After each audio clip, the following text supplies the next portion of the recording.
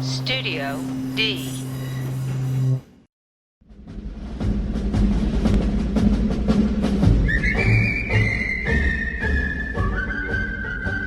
The origin of sports goes back to ancient times when it was used for military training. But how did sports evolve into what they are today? Football and war have a lot of parallels. Two groups fighting each other that have to work together as a team to defeat the other side. Their battles are fought on fields, and there are those who rise above the rest.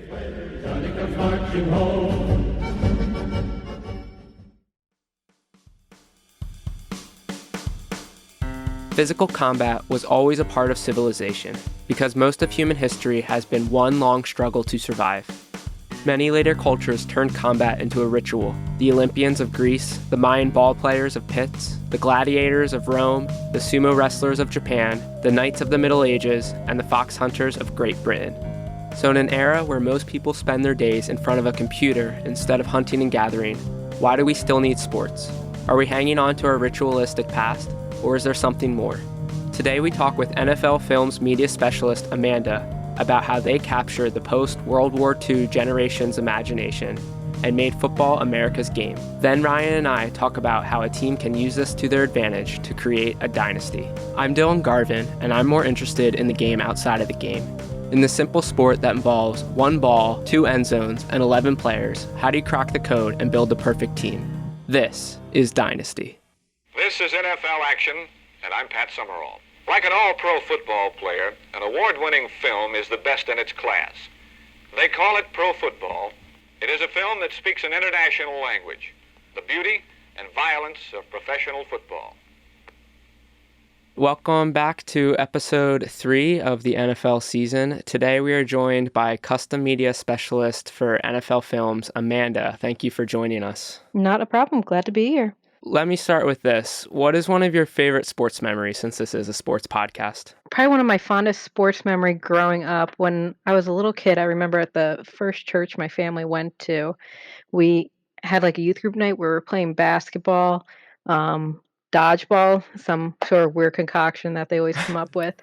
But if someone from the opposite end of the court could throw the ball into the hoop from the other end, you'd set your whole team free. And I remember I was the last player on my team. I'm standing there. I'm probably 6 or 7 years old at this point. I just took a ball, threw it like a Hail Mary across the court. It goes nothing but net in. My whole team I see running out to me, arms cheering. It was just a hilarious night. I can't believe I made a shot like that, but I always look back on it and smile. What's one of your favorite memories, whether watching with your family or going to a game or something of that nature related to the NFL? One of my favorites was probably be this past year with the Eagles going to the Super Bowl. I am an Eagles fan, so getting to work with the NFL my very first season and have the Eagles, who have never won a Super Bowl title, get to go all the way to the Super Bowl. I was thrilled to be able to be a part of that. And I remember watching the game at home. It's the clock's run down. It's the last play with Brady. He's thrown to Gronkowski in the end zone, and we're all standing up. We're all huddled around this TV. No one's breathing. He gets the ball smacked away from him. And even though like the play's ended, we're still all standing there not breathing until my dad points out the clock's run out. And then we all just started freaking out. My sister jumped on top of me. It was a good time. I've heard a lot of people say that same thing. They didn't know what if it ended, and then all of a sudden they saw 0-0 and Yep, that's what did it. That clock's done, it's over. So you work for NFL Films. Can you tell me exactly what NFL Films is? I can. So basically, the NFL is made up of 3 different studios. You have the headquarters that's located in New York. You have the NFL Network that's located in Los Angeles. And then you have NFL Films, which is located in New Jersey. NFL Films hasn't always been a part of the NFL. Actually, in 1962, it was founded by Ed Sable and his son, Steve Sable. They actually put a bid in for about $3,000 for the film rights to an NFL championship game. And from there, they made the very first NFL Films picture they call it Pro Football, which a lot of times in film classes and even interns at NFL Films are required to view it. That was produced in, I believe, 1967. But that really set the stage for using homemade music to football, to have an announcer that's not a sportscaster over top of football, using slow motion. in a sports film. They started off with 6 employees in 1964, and by the time they reached 2011, they had over 250 employees, and then they were eventually bought out by the NFL to become a part of it. But in today's NFL films, we not only produce and create the films like A Football Life or um, All or Nothing or NFL Presents, which is a popular Emmy-winning show, but we Hmm. also take care of all the media that you see for football. We send it out to other networks. We send it to NFL Network to play. We just handle anything NFL related comes through our building. So are they doing the live footage of the games like what you'd see on CBS or? They do typically on like Sundays, especially when there's like a lot of football games going on. They have people who are just all the footage basically gets sent to NFL Films first. It gets processed there and kind of archived and before getting sent to other places. And so what's their role in relation to the NFL? You said that the NFL bought them in 2011. Are I don't they? know if it was 2011 that they bought. They did acquire them at some point. I'm not sure exactly what the year was on that though. Mhm. So what's like their relation? Are they contracted out by them or they're just a branch of the NFL? Nope. Yep, they're owned by the NFL. Okay, so what is it exactly that you do at NFL Films? So, as a media specialist there, I have a very technical job. I sit Mhm. in an office, there's no windows, can't see to the outside world. But basically, all films that come in, so whether players are doing charity events or if there's press conferences like after a game or locker room footage or even game footage, if a producer or editor or network is interested in one of those clips, they send that clip to me. I encode it or transform it into certain specifications that they request. And once I troubleshoot and transform and check for errors and get it to the size and requirements that they need, I send it back to them. These clips are then used in different films like The Football Life, All or Nothing, 30 for 30, shows like that. Okay. So what was your background before you started doing this? Well, to be honest, I never imagined really working for a sports company or really doing what I am doing. I went to school for audio engineering. I've always had a love for music, a love for audio. So I figured I'd eventually get into something like that. I've always liked television though too. Mhm. So before I went to NFL, I actually worked at a live news station, just local news. Worked in live TV. I ran audio board, prompter, cameras, things like that. And on top of that, because when you start off in the entertainment business, as you've probably learned by now, you don't really get paid anything. So I had a second job where I worked in home movie conversions. That's where I learned the basics of encoding and troubleshooting and things like that, digitizing, which I also do a lot of at NFL. And I worked those 2 jobs, for a year. I worked 13 to 16-hour days. It was extremely exhausting. There's a lot of that a little bit fuzzy, but I ended up quitting the, news station job because I just couldn't handle the hours anymore. And then I ended up getting fired from my home media conversion job. He downsized 2/3 of the company, Wow. and I was kind of okay with it because I was looking for another job anyway. I'd been applying to millions of places. I came across just one night and posting for the NFL, and I'd never thought about like even considered working there, like that it would be in my realm because I never really went into sports or whatever. I always liked sports, but never considered it being able to use my skills there. And I just threw in an application, and 2 weeks after I lost my job, I got an interview. A couple weeks after that, I started. So it was just amazing timing. I was super blessed to get the position, and it's been great ever since. Would you say a lot of people who work there are sports fans? Definitely a lot of people that work there are sports fans, and it's funny because you have all kinds of sports fans. Mhm. One of my coworkers is a huge baseball fan. She goes stadium to stadium following.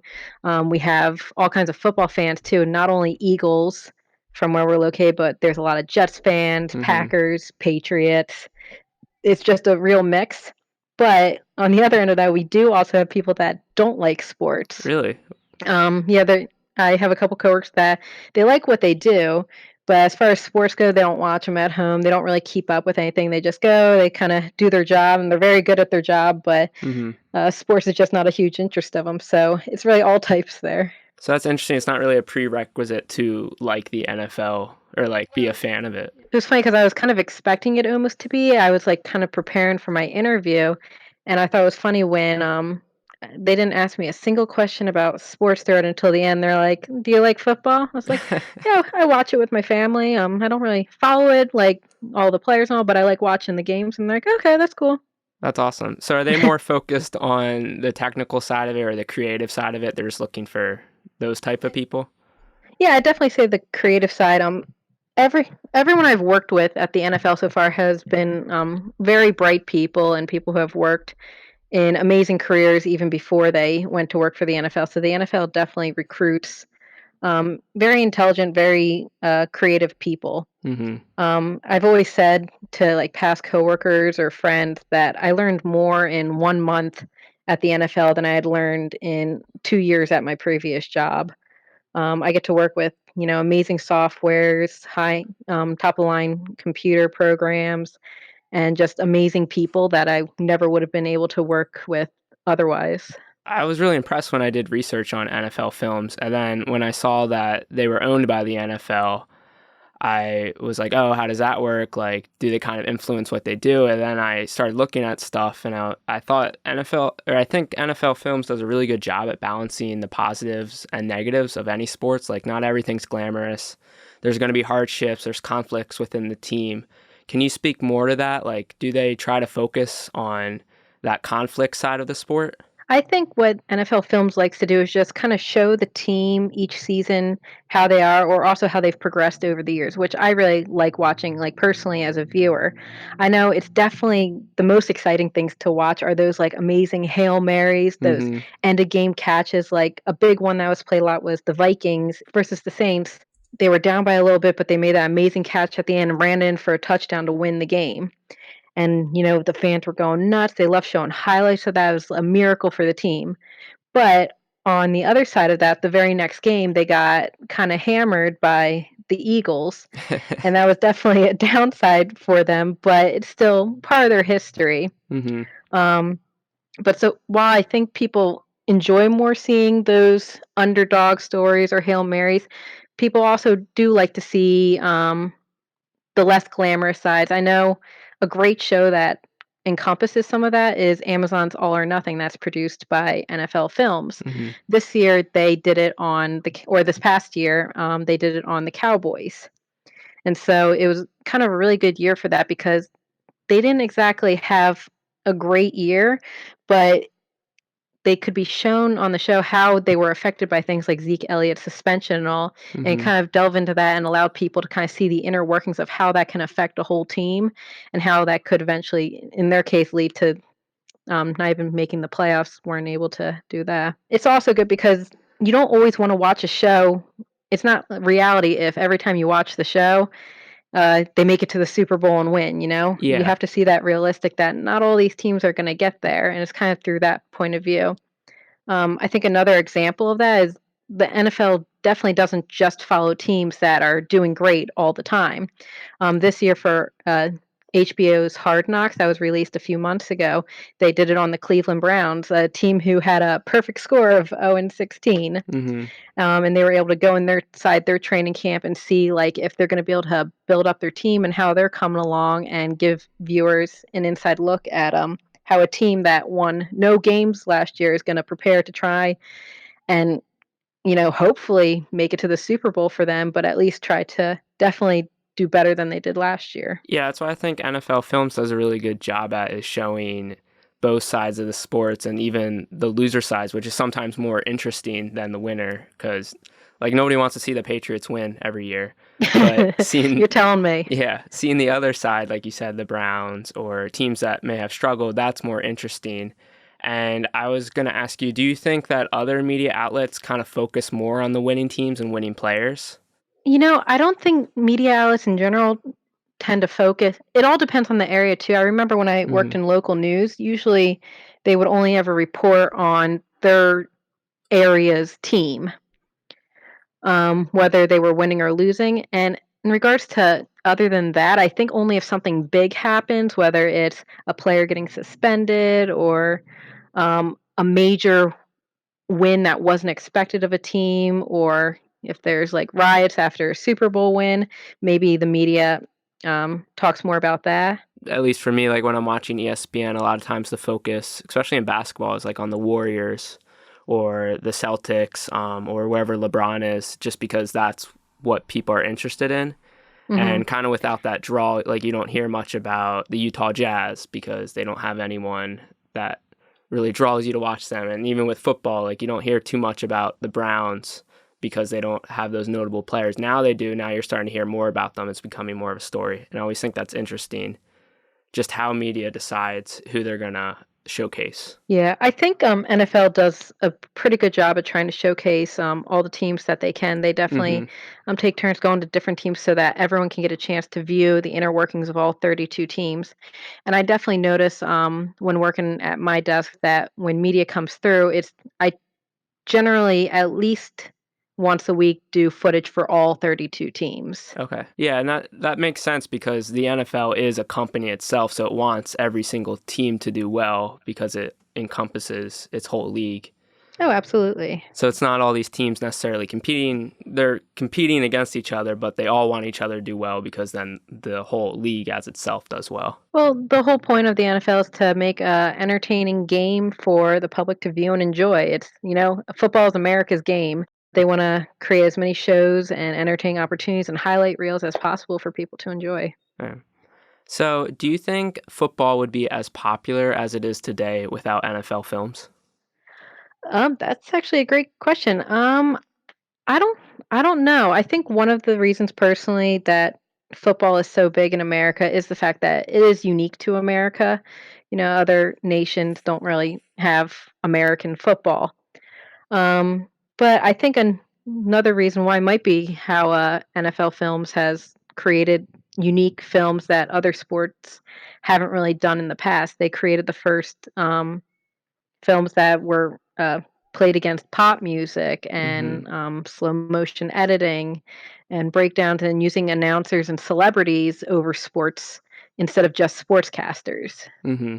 Yeah, that's what when I was doing the research, I like a lot of people were commenting on, especially older people. They were saying, "Oh, like I remember how much NFL films influenced because of this show, or hearing this soundtrack really brought back this memories." And I think Yeah. that's what's so prolific about sports itself is that it's more than just the game. It's the stories that we have. It's the memories of watching with our family and growing up cheering for that player, that team. And that's kind of what I think NFL Films does so good at capturing is just the game outside of the game. Not only like the game outside of the game, but how that impacts the game itself Hmm. and everything that goes on the field. One of my favorite things to work with is the sound effects that comes in. They mic the players and coaches on the field, and getting to listen to different things that the players say throughout the game or getting inside their head and seeing their thoughts on different plays or what's going on is a really neat viewpoint to have and that people enjoy. Well, thank you so much, Amanda. I'm really glad you were able to come on. Yeah, not a problem. After the break, Ryan and I will talk about why you need to create your own story in order to be a dynasty. Great development, we can have further development, the opportunities for young men. No limit today is the word. A few years ago, I think so. Yes, indeed. If a young man makes up his mind to work, there's no limit to what he can do. Basement Dwellers is a new podcast about alcohol, cars, being young, and not knowing what to do with your life. Hosts Tyler Luther and Zach Woods talk with friends, businessmen, and people with interesting jobs. The first season premieres in October.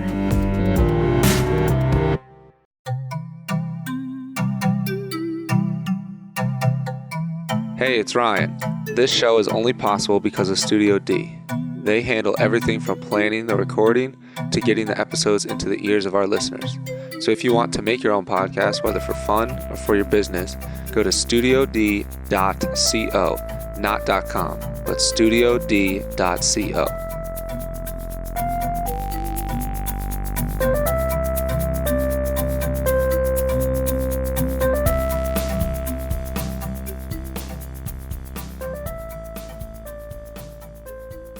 All right, welcome back to the show. Ryan is here now, and we're going to continue talking about the NFL and the media. But first, we're going to play Fake Player or Not.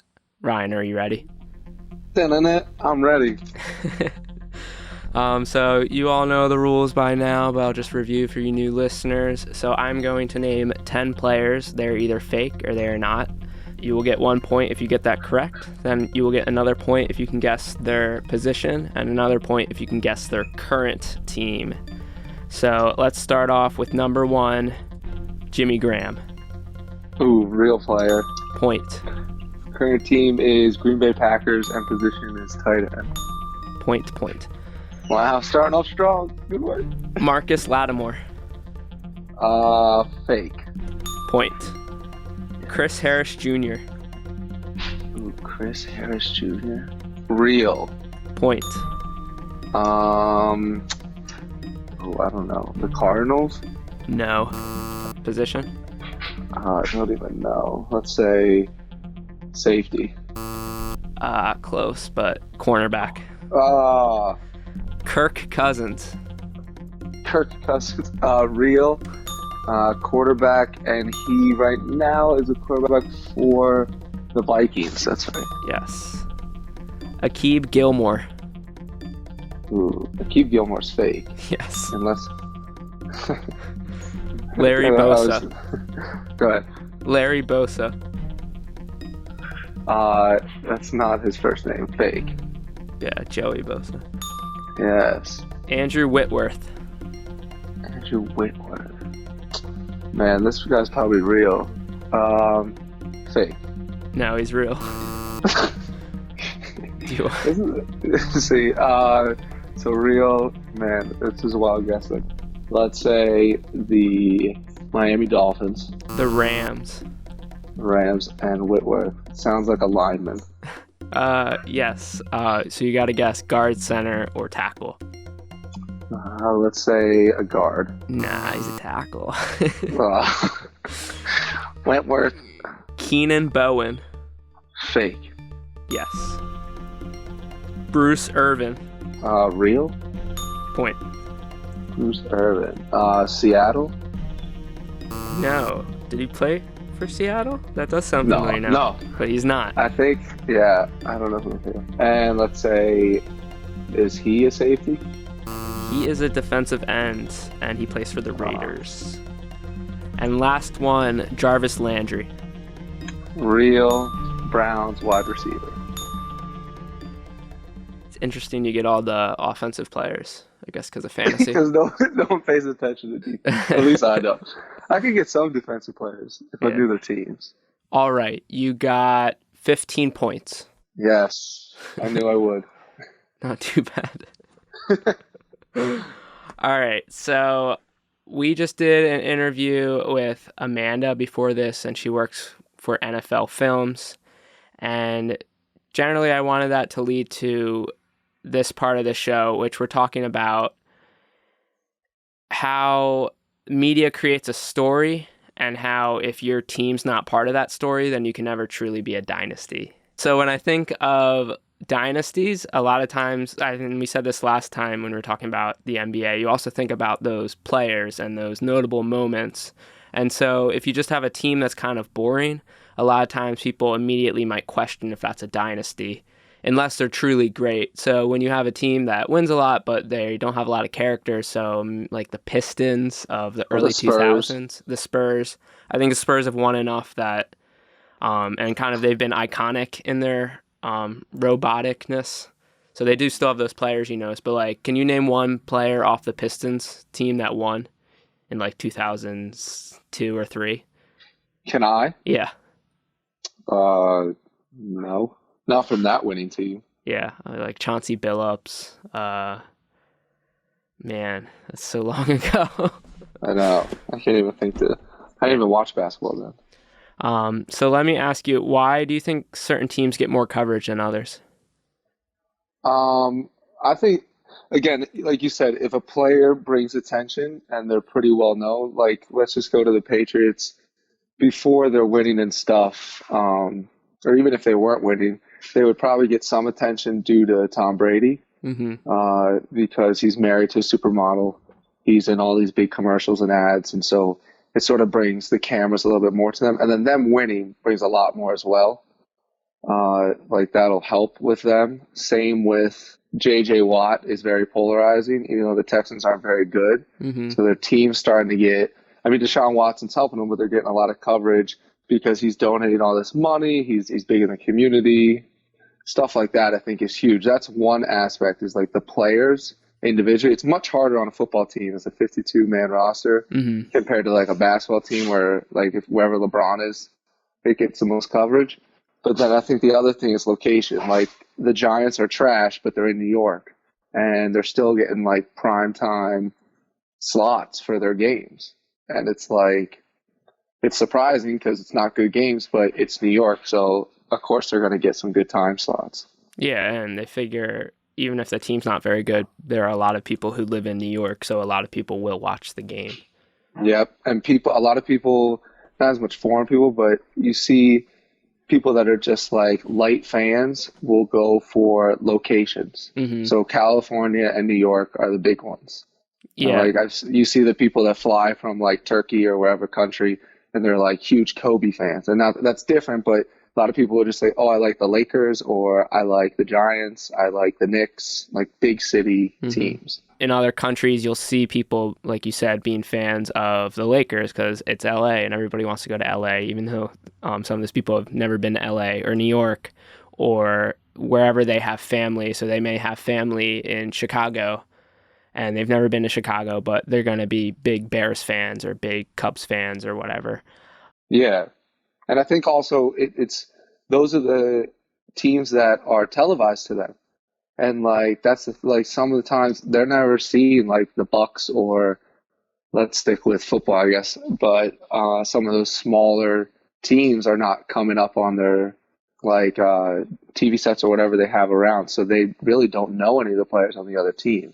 Yeah, and that's what I think when you're a team that has had success, or for whatever reason, whether if that's actual success in the sport or just success in notoriety, whether that's from just having really popular players or just having a really cool city that people like to root for, like New Orleans after the hurricane, like a lot of people were rooting for them, even though they may not have been Saints fans before. But I think a lot of that gives you a certain pass when it comes to not doing well. So, like, if the Lakers have not been doing well for the last 4 years, and the media was still always covering them because they're the Lakers, and if we saw the Patriots not do well, like when Brady leaves, I would have to imagine the next few years, they're still going to cover it as long as Belichick's there. They're still going to, if it's not talking about the success, it's talking about why are they not successful. Whereas you have a team like the Browns and everyone's just like, well, they're not successful because that's how they've always been, so we're not going to cover them. Yeah. And so that's my next question is, do you think players listen to the media and the perception of those teams? So how fans react to these teams, does that affect a team's ability to draft or trade or sign those players? I think they definitely listen to it. I think they have what people say, like rabbit ears, listening to all the media, all the chatter. Like, just look at Antonio Brown just tweeted back at someone from their front office that had said he should be grateful to have Ben Roethlisberger because he's basically making him the player he is. Which, yes, that's a lot of credit. But then he clapped back at him because he's reading all this stuff. Like, they're concerned about their image because it's also a business. So they're definitely paying attention to it, and I think it hurts him because then if we go back to like T.O., he's an amazing player, Hall of Famer now, but teams wouldn't pick him up. I mean, it was like a risk to pick him up because the perception of him was that he wasn't a good locker teammate, a good locker room teammate, so teams were scared of picking him up. Same thing with how the Eagles got Jay. It felt like we stole him, but they were saying he wasn't a good fit there. Josh Gordon right now, that's a little bit different, but the perception is that he can't like act professional. So the Browns traded him away, like stuff like that. I think teams pick up on. What you're just saying too, does it hurt the perception of your team? Does it hurt your draftability? Usually that isn't a problem, but you think back to Eli Manning saying he wouldn't play. Who did he get drafted by? And he said his dad said he wouldn't play there. He could have gone to the Chargers. That's right. So he's like, I'm not going to play. And so it was this huge holdout, and then because he wanted to be in a big market, which, I mean, it worked out for the Chargers. I like Phillip Rivers, and actually they got Drew Brees and then traded that, but it's a whole idea of like, oh, if you're not, like, people are like, I don't want to go to the Browns, or I don't want to go to whoever. Yeah, and I think there's always these stigmas of whether players or teams, like Josh Gordon went to the Patriots and everyone's like, oh, well, they're going to do well with it because the Patriots always do well. And if he had gone to, let's say, like the Eagles, even though the Eagles have had similar success in the last year, it might be a little different. They might say, oh, well, he might distract from the team because they're a younger team and they've only won once and they may not be able to handle that type of player. So I definitely think there's stigma in sports, and the players definitely listen to that. And that creates another question is, does the perception create the reality, or is it vice versa? Like, which comes first? Is it the team's good, therefore the media portrays them as good, or the media portrays them as good, so the team gets good? It's a mix of both, but I was thinking back when you had said it, like, let's just go with the Patriots. The perception is they'll always come out winning their division. They're coming out winning each time, but the perception is this is a great team they're expected to win. Mm-hmm. So this becomes a reality for them because they do well, and I feel like at times teams are intimidated by the perfection of the Patriots. So it sort of helps them when they roll into a building. It's like, oh, there's a lot of history behind them. Mm-hmm. But then the other thing, which I think was funny, I just saw a stat online, and it said since the Giants took that boat photo when all the wide receivers went down and took that shirtless photo before the playoffs, they're like 3-13. So they've only won 3 games since then, which is crazy. But the whole thing was when they took that, they said they're not focused. It's not going to work. Media busted them. And either that got in their heads for at least that game or something. But since that thing, it's become a reality that the perception was they're not good because they fool around too much. They're not professional, and it became real. Yeah. What happens when a bad team fails versus when a great team fails? Like we said before, if the Browns fail, is it almost better to be worse and fail, or is it better to be great and fail because you're given more flexibility? Well, you saw, I don't know if you saw, but the Browns fans, after they tied week 1, week 2 rolled around. So the Saints come in, and the fans were cheering, we're going to tie. We're going to tie. Like, their expectation is, at least we're not losing, but the best we've done in a long time is tie. So I think it becomes more of like, you definitely have more flexibility. Your expectation, the bar set really low. Whereas now the Patriots just lost week 2, and people are like, oh, this is it. You know, this is the year that they drop off. And their record right now is better than the Browns. Yeah. One other thing, I mean, you can answer it too, but what do you think, like, as a team of Dynasty with all the championships, because they created championships so they're written into the NFL films, the NFL story, you know? But there's a lot of teams, which I would include with the 0-16 Browns, that are written into NFL history. And it's not as much of a dynasty, but they're a part of it. And I think a big one, well, off the top of my head I was thinking of, was the Buffalo Bills, the year with Jim Kelly that made it 4 years in a row to the Super Bowl. I would say as close as you can get without winning a Super Bowl to being a dynasty and not winning any of them. But like, you can't even cover those 4 years without acknowledging that they had made it 4 times, you know? Mm-hmm. That's interesting. Like, it's relevant to us because it's an interesting story. And that's what I was talking about with Amanda, that they do a good job at showing both sides. Like, they don't just show the winners. They do a really good job at showing the downside of football and when teams lose. And that's interesting to us. But do you really think that 20 years from now, or like our kids are going to remember that Bills team? Like, we remember it. We weren't alive because it's a cool story.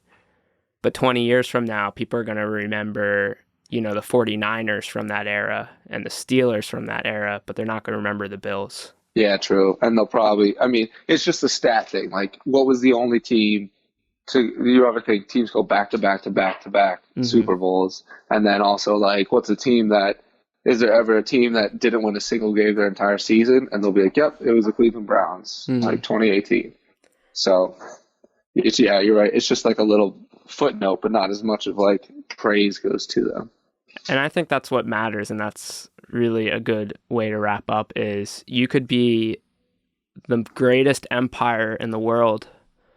But if you get wiped out after, 10 years and you never cemented yourself in history, and the next empire comes in and just overshadows you, then you were never really a dynasty, because while you were great then, if you don't cement yourself with that win in sports, with those championships, then you're never really a dynasty. Perception really matters. And if you're going to be a dynasty, you need to worry about how you're perceived by the fans, other teams, and players specifically. Because when you have those expectations that you're not a good organization, you're not going to be able to attract good players to come in. You're not going to be able to attract fans to root for you.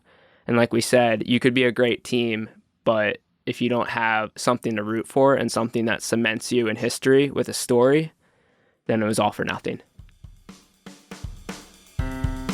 Thank you for tuning in for our season premiere. If you like what you heard, you can expect more every Thursday. You can also check out season 1 if you missed it. It's about the NBA. You can follow us on Twitter and Instagram at this_is_dynasty and find our episodes anywhere you get your podcasts. If you want more, please leave us a review on iTunes and tell your friends.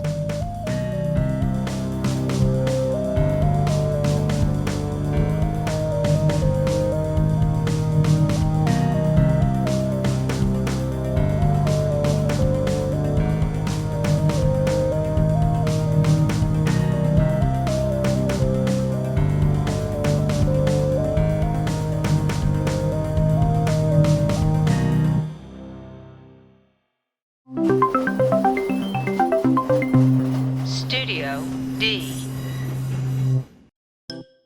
We were completely serious about those free t-shirts, so if you want it, all you have to do is go onto iTunes, give us a rating out of 5 stars, and leave a review, and we'll randomly pick people every week to win something. Thank you.